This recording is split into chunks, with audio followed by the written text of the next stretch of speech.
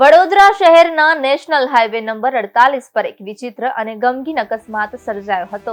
સુંદરપુરા પાટિયા પાસે બાઇક અને કાર વચ્ચે થયેલા આ ભયાનક અકસ્માતમાં એક યુવકનું ઘટના સ્થળે જ મોત થયું છે, જ્યારે અન્ય એક યુવક ગંભીર રીતે ઈજાગ્રસ્ત બન્યો છે. અકસ્માતને પગલે હાઈવે પર થોડા સમય માટે ટ્રાફિક જામ જેવી સ્થિતિ સર્જાઈ હતી. વડસર ગામનો રહેવાસી મુકેશ ચૌહાણ પોતાના મિત્ર સાથે બાઇક પર જઈ રહ્યો હતો. તે દરમિયાન પાછળથી આવી રહેલી એક કારના ચાલકે બેદરકારીપૂર્વક વાહન ચલાવતા બાઇકને જોરદાર ટક્કર મારી હતી. ટક્કર એટલી ભયાનક હતી કે બાઇક સવાર બંને યુવકો રોડ પર ફંગોળાઈ ગયા હતા.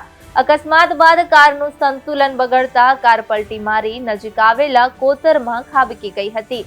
આ ગંભીર અકસ્માતમાં બાઇક ચલાવી રહેલા મુકેશ ચૌહાણને માથા અને શરીરના અન્ય ભાગોમાં ગંભીર ઇજાઓ થતા તેનું ઘટના સ્થળે જ મોત થયું હતું.